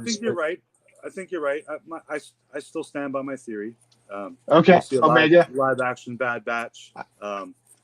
I think there's a reason why they've delayed the release of this series, new season of the Bad Batch, and it's because of this freaking show. I thought we were going to get some reference to Omega in the Book of Boba Fett. I thought there was going to be some reference to Ivan's sister. It ain't over. I have my. My thing is I think they're doing the Ahsoka thing with Omega. I don't think we're going to see Omega as an adult until after we've seen her mature and grow up in the Bad Batch and other cartoons. Because I think they're trying to do the same thing they did with Ahsoka, where right now, people like me, I can't stand Omega. I can't. And I remember when the first season of Clone Wars, I couldn't stand Ahsoka either. I was just I hate this character. I hope Omega. She grew on me. She grew as Ahsoka got older and grew up. She grew on me also, and it's to the point now where I go back and watch season 1, and I like Ahsoka from the first. You know what I mean? I think they're doing the same thing with Omega. I think that as she grows up and we see her mature through Bad Batch and then whatever cartoon they do later on, by the time she's an adult, like the character. If I'm not mistaken, did they not mention the alien species of Gabarak? I think that's what Maul is. Gabarak. Zabrak. Did I not hear that mentioned in the past episode or two? I don't know why, but Chris saying that just kind of rings a bell to me. Well, that species is the Falleen, who ran Black Sun. Yeah, no, I know, but they're the ones behind Black Sun, and then Maul decapitates that council with his. Yeah, so I wonder if these Zabraks are a character we see in the Senate in one of the pods, because they're a group of people presumably, and they're not a planet that hasn't exploded yet. The Zabrak males are. It's a weird thing because the moons of They Dathomir. originally said that Maul was from Dathomir. Yeah. And then by the time they got going with Maul's backstory, they named him a Zabrak. So there's two contradictory canon terms for what his planet and species was. It's either either one of those. But what they later on did is they tried to fix it by saying the men were from one. The men are considered Zabrak, and the women are Dathomir because and then their society, the women are the ones that are like in control. So the men are basically treated like slaves in a sense, and they're just there for breeding and doing hard labor. And the women would be the ones that you would see in the Senate if there was anyone representing them. So it would be people looking like Asajj Ventress. So Night Sister, but the Night Sisters weren't the Night Sisters weren't Zabraks, but they were from Dathomir, right? It was like multiple kind of species, but not a storyline I hope they revisit. I'd rather they more revisit the shit that I like from the original trilogy. So but I know they have to tie it to the prequels, the sequels, the cartoons, that comic book that comes out on Thursday, and the video game that comes out, whatever. Like, of course they are. Like, they're, there's a big group of people trying to get their story group and everything, down pat, so none of us can complain about any of the stuff, right? So there was the other weird thing. The other weird thing with the Dathomir Zabrak thing was in episode 1. There was a Jedi on the council that was a Zabrak Jedi. Okay.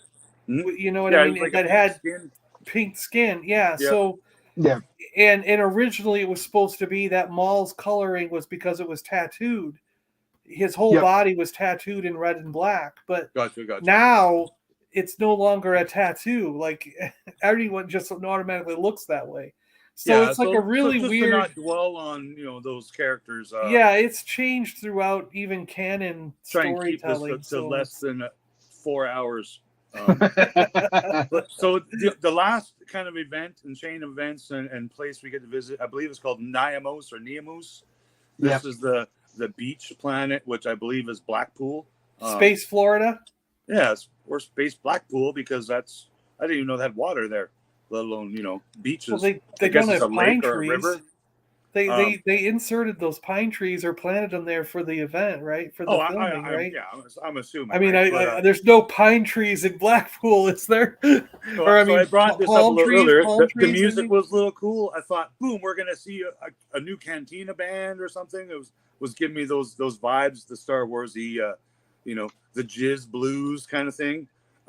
Andor wakes up with a new female companion, who I swear is like the 5th Spice Girl, right? Isn't that like Jackie Spice or Spacey Spice? You're thinking of Scary Spice.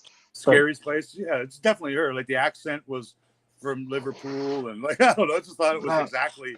The hair was bang on, but what's really important out of that is that they were out of Pizzos. What are Pizzos? Is that like and Revnog? Pizzos and Revnog. And now canon in Star Wars. Pistachios, or some sort of judge lady was eating pistachios while she was sentencing Andor to his new 6-year prison term, apparently. Yeah. You see, you also see another instance of a space refresher or bathroom. Yes, we see a shower and whatnot, and you see Cassian with his stash above the shower. Yeah, and he's pulling out a couple of credits to go get some Pizzos and whatnot, right? For his little lady friend. He likes was it green Pizzos or the green Revnog or whatever? Yeah. And they've obviously been together more than 24 hours because he's like, oh, we're already out of that. Like, so it's they're renting an apartment or a hotel room or whatever you call it. But interesting. I wonder if that's a new female character or just a random. She's gone. She doesn't show up again. Yeah. What I'm really confused about though is I'm confused how money, like what Is it traceable? Is that what I know I don't understand the value. Like I'm trying to sort of like convert it to like money that I would understand, because here's the thing, okay? He said that little necklace crystal was worth 50,000 credits, and Mhm. another guy said it was about 30,000. So 30 to People have 50,000 different opinions. for this little thing, okay? Rest in And peace, Screech. and Andor said his take was 200,000. But Andor made it sound like with that $200,000, 200,000 credits, they could go anywhere and do anything and live off the grid for the rest of their lives. He acted as if it was millions of dollars in United States currency. So, but yet, when he had to pay back his friends, he gave her 12 or 14,000 credits. And I'm going like, and in previous movies, like we saw, like Han Solo in the Solo film, act like they could sell that vial for 10,000 credits, Yeah. and that would set them up for years. They were like, we could live off these 10,000 credits for years. This is like it's our way out. It's like the biggest deal, you know. And I'm going, so 10,000 credits must convert to like at least $100,000 US or more. Well, Han Solo I am not kinda going like down that rabbit living hole. You know what I ghetto. mean? Space inflation and currency conversion. I'm like, so I'm going, did he owe his friend Vix like 150,000 US credits in a sense to give her 12,000 and 200,000? Because if I had 200,000 US dollars, that's not going to set me up for the rest of my life unless I invest and plan wisely. Like, Well, he's got you that know what I big mean? plan. So I can't get my head around how this is like changing people's lives. You know, like, Space wizards. I would not go down those rabbit holes. Like for your own mental well-being, I would not do that.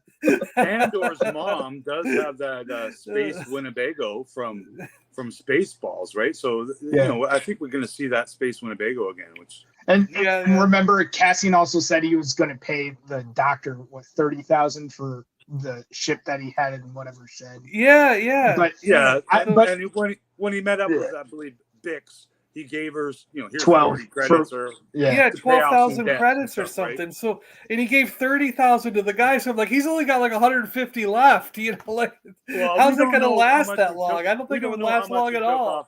Off that shuttle, right? He took a lot. Like we saw his case in the shower.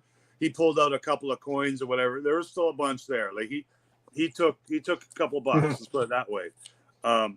So he gets arrested. There's some random humans running by, and we see these shore troopers kind of chasing them and whatnot. And what happens to his money now? Like, it was up in that rafter.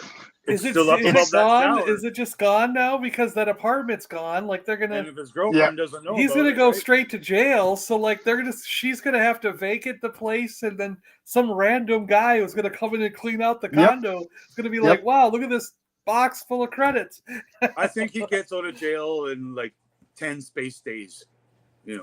10 Star Wars days. So I don't think he's going to be there a long time. I think one of the trailers we do kind of see like a jailbreak or some chaos in this. Yeah, he's kind of got to get environment, out so- somehow. Yeah. But when you see the shore trooper chasing those people past Cassian initially, you see I don't think we saw these types of probe droids in the original trilogy, but I think you see them in Rebels. They're like Rebels era probe droids, and they're like thinner kind Seeker of designs. droids, I think they're called. Don't they call them Viper droids? Aren't those Or the Viper droids, droids? Seeker droids. Well, it was pretty cool to see. Yeah. So it took 3/4 of the episode for us to see, a couple more aliens. We got some cool Star Warsy, jizz band music, the shore trooper. Eric mentioned earlier we saw those guys playing like the Jarrett chess, but not hologram. They were actually little pieces, physical those pieces. Kind of creatures. That was kind of cool. The guy with the man boobs was kind of green and alien-y, and so we got a quick glimpse of that. But the only other thing we really got out of this, scenario scenes was the introductions of this series to the K2SO style Imperial droids, where the shore trooper asks for droid assistance and basically just asks them, hold him while I go, take a piss or do whatever I got to do, and the droid took him literally and was we saw Choking raised him, Andor up about 24 inches off the ground by his throat, and the very next thing we know, he's being sentenced and going to prison for unknown reasons, really. Then she lists off the reasons, right? Disturbing the peace, talking back to a shore trooper, blah blah blah, running from someone. It's civil disruption, anti-imperial speech, fleeing the scene of anti-imperial activity, and attempted damage to imperial property. Used to be 6 months, now 6 years. The person before him was sentenced to 4 months for loitering at the scene of a crime, walking an unleashed massive and animal fouling. So basically, the massive shit all over the place. Or something. Nasty. Yeah, that's pretty cool. So, and then we get one of the most fun lines of this episode. I'm just a tourist. I'm just a tourist. In my great Andor accent. I thought that was great. And then they freaking roll the credits, and I'm like, God, come on, man! Like, you're only a tenth of the way done. Yeah, I was not so yet. Wanting more at the end of this episode compared to the first 6 episodes.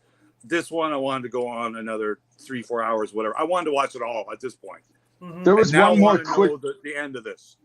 There was one more quick sequence at the end. It panned back to Cyril basically just being a cog in the machine at the standard place, just like a no-name, just flipping through what fuel standards or whatever kind of job they assigned him to. Yeah, it had to do with gasoline or something, right? Or some fuel quality, So he gets his first, real job with the Fuel Purity Imperial Service Bureau, right? And it's a little desk job. They show his little round cubicle, and they zoom out, and you see, there's 100 other people doing the exact same job, right? The bottom level. Yep. And didn't you get the impression that he looked up to the upper levels of that building, like kind of like, almost like I want to be up there? He's foreshadowing, exactly. Like I needed to be up, whatever. That's totally what I'm thinking. I think or is he looking like I used to be up there, like what I did? No, he used to be just a security guard hired by the ISB. Like that's all. Yeah, but his position was higher and more important than what it is now. Yeah, you know what I mean. Deputy inspector for the Preact Morgana, like. We're gonna see him develop a little more, which is pretty cool. Like we haven't seen his acting chops much like we've seen, Andor, emotional scenes with a couple of characters. We haven't seen him. We just see him kind of, playing with blue milk and zero balls, really, right? Yeah, kind of being a whiny baby. Other than him trying to get stuff done in the first action on first couple episodes, or wherever that was. Yeah. Very cool overall. I appreciated this episode the most, only because I was at the end of the episode just wanting more. Like, I know I've said this before. Well done to the writers. This had a new director this episode. I liked it. I hope this director gets another shot at a future episode. I don't know if that's confirmed or not, but this episode made me want more than the other episodes. More. Like, there's more story to tell, and I'm glad we got episode 8, 9, 10, 11, 12. So we got that much more just in season 1 alone before, we maybe get a year or two off. How much time is it? Didn't they film all 24 already? No, they're filming the second season now, I want to say. Yeah, they're in process. All right. I was under the impression that it was already all filmed and they just had to finish post-production on the last 12. So what would make my day is if one of these next episodes is a 2-hour episode. Like they push that 60-minute mark because they obviously have some story to tell. Because I mean that's kind of what I mean. Like, I don't want this to end in 3 or 4 more episodes and then have to wait 2 years. That's what it's going to be. You know what I mean? I'd be like, oh my gosh, this is killing me. But you can't. But that's just a testament to how good the show is, right? Yes, exactly. Okay. It sucks. Like the release schedule and cadence and whatnot is not ideal for the viewer, because this type of show, you want to binge it. Yeah, you want to just watch it. Yeah, you're on the edge of your seat, like through the entire time, wanting to know how things progress.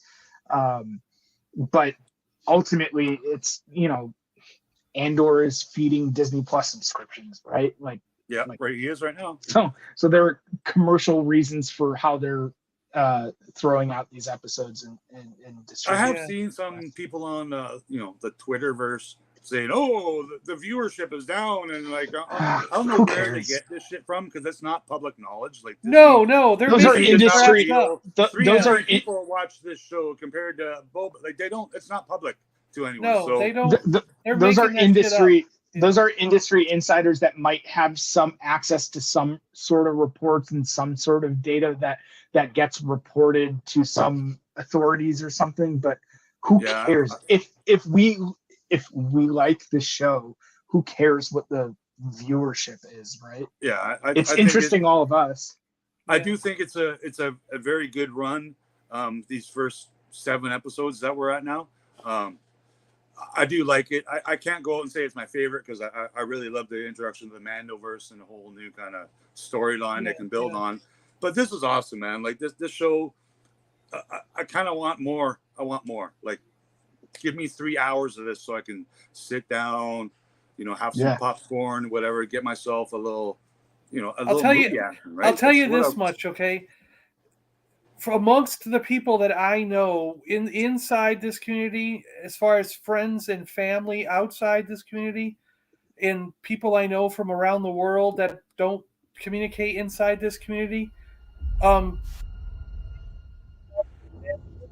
Ooh. the people I know, they didn't stick with Book of Boba Fett, but they're sticking with this Andor show just like they stuck with Mando. Oh yeah, So, they can't stop. You know what I mean? I don't think that there's any less viewers for Andor than there are for The Mandalorian. No, definitely everybody not. I know Like, is watching it. The same people are watching it. So I'm I don't getting the believe feeling those that all statistics the- that are saying less are watching this show. I'm getting the feeling that a lot of the you know, the senior citizen crowd, like myself, people over 40, are liking this show because it's, you know, it's kind of raw and you know, an original storyline, which we've been hearing they want to see more original storyline and stuff like that. But I also think the younger guys, like the guys, the fans like Eric, or 30, maybe 30 and younger, the prequel babies, I think they're loving this too. I think it's getting a good love from the full fandom. I'm happy to see that. It just might not, like, if you're going to look at any kind of demographic, you're probably not getting as much little kids, because you don't have as much, like, you don't have Jedi and no Ewoks or Porgs yet. Those kind of stakes. So, like, it will happen. Like, oh, I'm sure, like, people will mature. I think when all is said and done, people will look at the Andor series and say it's probably one of the best, if not the best, like at least live action pieces of Star Wars content ever made. Yeah. But yeah, I mean, that's true. There's not a lot of 12-year-olds in my circle that I'm talking, you know, I don't. Right. Yeah. They're all more casual, older. Canada, And they're like, I have a lot, like, at work, I'm known as like the pop culture guy, or like the Star Wars guy and whatnot. If people will come to me and ask me about, is it worth watching? Is it worth watching?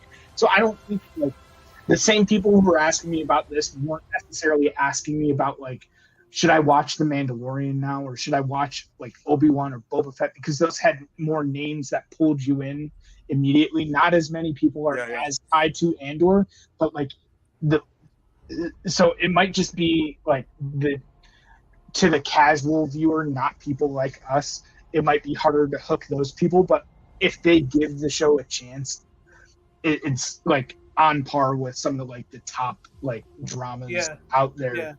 Yeah, good call. Yeah. I like Jonathan's comment here, and for once, you know, I actually kind of agree with him. I think people are liking this Andor show and are looking forward to, okay, there's another season to go. So they know there's a lot more content and story to come in this storyline. And comparing it to the Book of Boba Fett, I think there was some people that didn't like it for some reason. But I think that those people can be turned if there is a good season 2 for it, if that does happen, or his story is developed in the way that some of these starving older fans maybe want to see Boba be more of that badass that we kind of want him to believe. So, or kind of Well, want it him was. to be. I do think it's going to happen. With I hope this that. show I hope if we get any other Disney Plus shows, I think they're going to get better and better. I don't think we're going to get one that's a complete dud from this point on. I think they got the budget. I don't think they're ever going to be limited to what their budget can be on any future seasons of Mandalorian or Ahsoka or even the Bad Batch or any of these animated shows. They're going all out on this stuff, guys. There's no spared no expense. There's the term I like to use. I think the Obi-Wan Kenobi show, they did spare some expense. I think Book of Boba Fett, they did spare some expense, and I think they might have learned from that mistake. Maybe not mistake. I really like the Obi-Wan though. Obi-Wan's right up there with my. Oh, I love it. I just think they could have spent 11 more Canadian dollars on the budget of it. I'm easy to please. I liked them both. For me, the worst one, and it solidified it. Like in the last week or so, I rewatched The Mandalorian season 1 and 2, and then I skipped and just watched those couple episodes that dealt with The Mandalorian and Luke in Book of Boba Fett, because I tried watching Book of Boba Fett.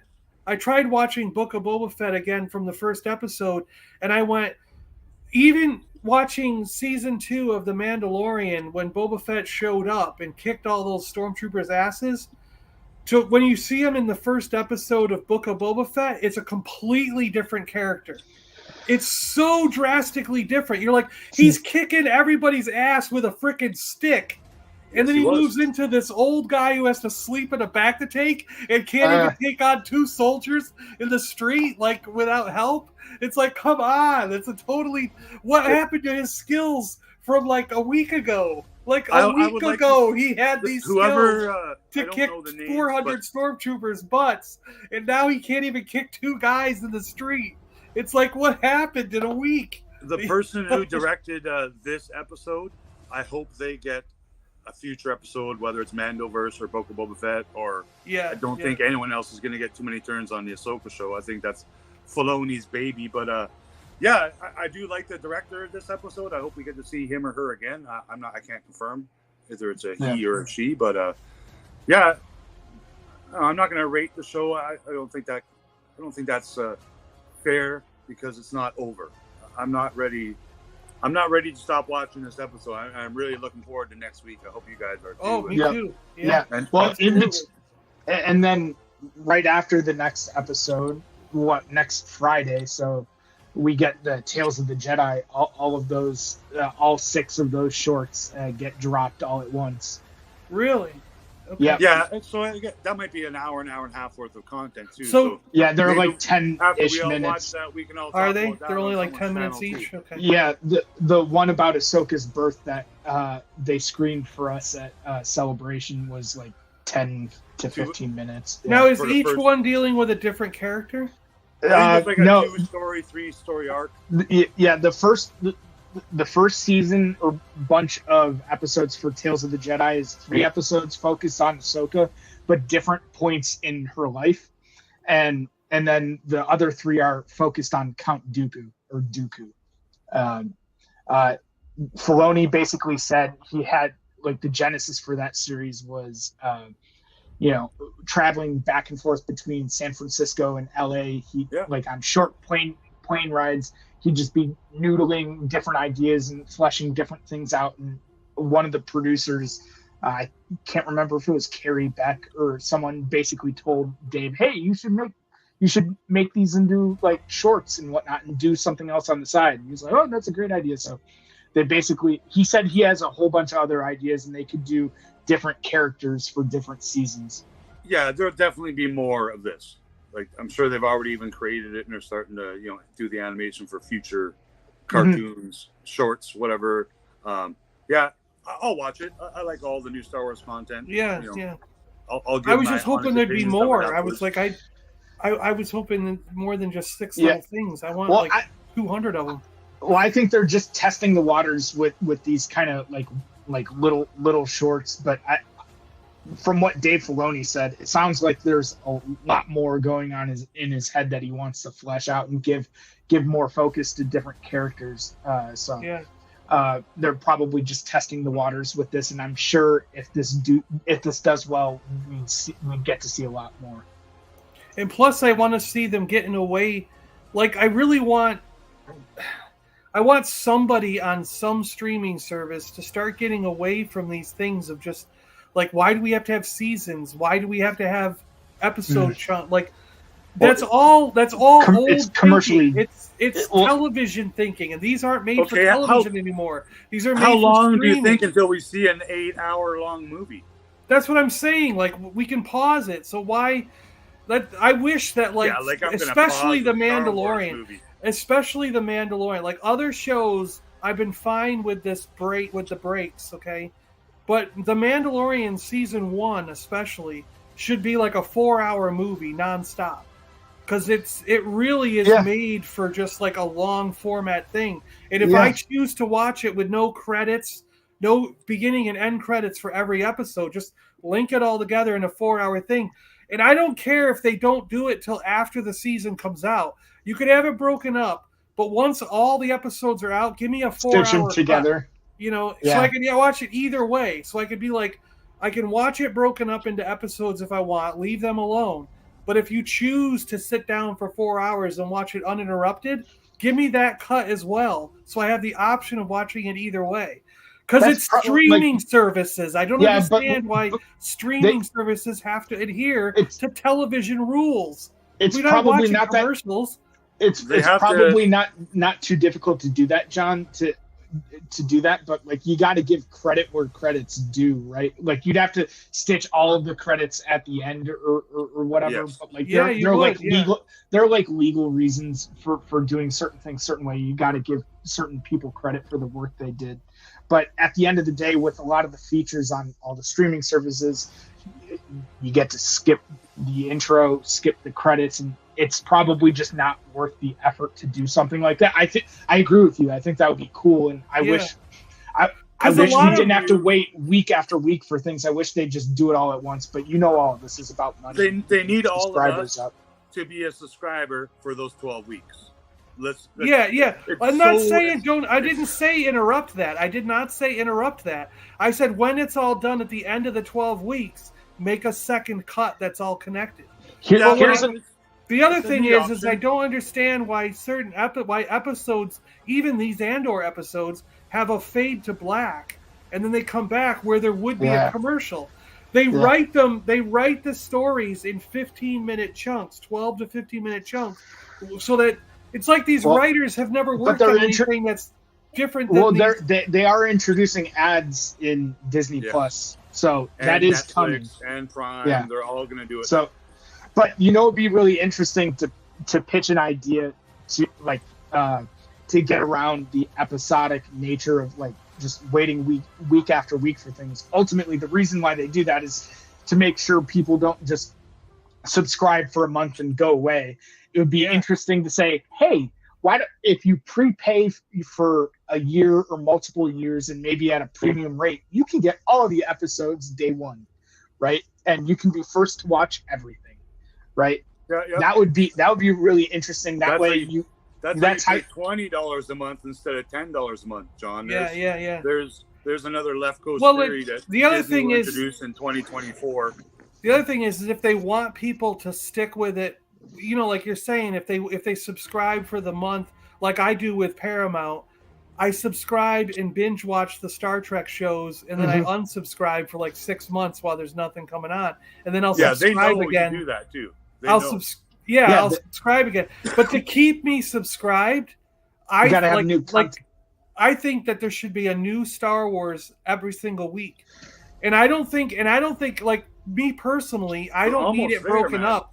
I don't need it broken up into The Mandalorian Season 2, The Book of Boba Fett Season 3, Bad Batch Season. I just want Star Wars the show, and every single week there's a new episode. It can jump time frames.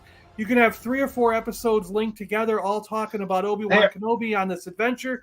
And then next week, the episode starts 20 years later, dealing with Kylo Ren. Yeah. And then we deal with Kylo for 2 episodes. Then we have a one-off episode where it's just Jawas running around collecting metal.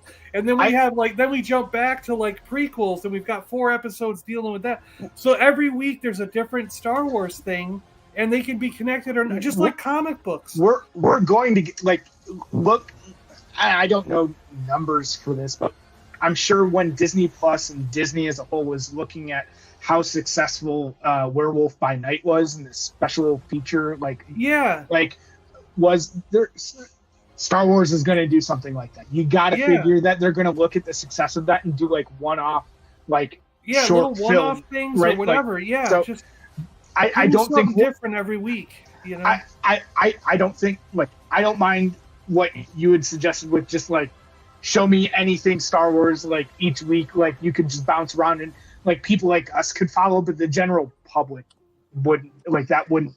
See, I disagree. My mom's the general public, and she gets along fine with this stuff. Merchandise. You know what I mean? You got to have themes and marketing campaigns around this kind of stuff. The marketing machine wouldn't be able to keep up with something like that. It makes us like it. If they do poor marketing, we're probably not going to be as interested and invested in watching this on a weekly basis, let alone 4 hours in a row. But because they are concentrating and they put a lot of effort and money and stuff into marketing this stuff, right? Whether it's a little clip you see on Instagram or Twitter or YouTube, or the Star Wars show weekly, doing a little breakdown on their website, what they do. That stuff is very important, and that keeps us all interested in wanting more. Also, people like us going on the interweb and expressing our feelings, whether it's good or bad, right? Like we've been on here 2 hours talking about a 1 hour long show. We literally could have just watched the episode twice, got a copyright strike, but it would have been fun, right? For as genuinely amazing as this show is, just not like forgetting that it's in the Star Wars universe. Just like this is just a really good show. It is kind of surprising at the level of like marketing that is or isn't being invested into Andor. They are not pushing Andor that much, but I have to imagine if Andor wins some serious awards, like you're going to see season 2 get pushed down people's throats a lot more than this season. I do know that they're spending huge money on marketing, not because I see the receipts or whatnot, but I do see the paid promotions on Twitter and Instagram and Facebook, like literally every 8 minutes. Like if I'm scrolling, 10 pictures go by, boom, there's another ad for Star Wars. It doesn't seem as much relative to the others. Google's spying on me. They are paying She-Hulk too. They spent huge money marketing She-Hulk. Like She-Hulk had a bigger presence. I think. New episode now, and I'm like, it's not out yet. You're teasing me. Stop teasing me, Disney. You're telling me to watch it now. Like they're advertising before it's even out. That's not cheap, man. Like no. I'm not saying they're not marketing it. I just don't think they're marketing it as hard as like the other shows like The Mandalorian, Book of Boba Fett, or even Obi-Wan. Shit, I don't think they're pushing Andor quite as hard as Marvel pushed like She-Hulk and the other Marvel shows. Yeah. No, they really and it might just be. She-Hulk. And I agree with Jonathan here too. They really, really pushed the Kenobi show. Like they did push the honestly Kenobi show. They did more on marketing the Kenobi show than they actually spent on making the Kenobi show. Like because I think they did that because it had Ewan McGregor and Ewan's contract. Same with She-Hulk. They spent more money promoting She-Hulk than they did on the CGI of her. Even though I love the show to death, it was TV budget, and it was still quite fun. So I don't want to keep everyone past the 2 hour mark. I know everyone's got stuff to do and there's other things going on YouTube, but Super John and Sir Eric, you guys are appreciated. Thank you for joining me today. John's gonna go play with his Galactus. I'm cleaning this mess up. I'm working on this. This is why I can't unbox Galactus. Oh. Boy, there. See what I mean? I can't walk in here, and I've got to get to those cabinets over there to put stuff in them. So this is why I'm not Oh, I can't even. Galactus is in the kitchen because he can't even get out of the kitchen. So So thanks to everyone in the chat for joining. It's been we had lots of stuff to talk about, lots of good opinions. I do appreciate every last one of you coming by, especially my fellow co-hosts. Let's keep this going, and by the end of the show, man, let's hope we're all very happy, and we enjoyed the show just as much as we like the other shows. We're trying to do this on Wednesday nights, right? Or is it? Yeah. I just had some internet problems this week, so.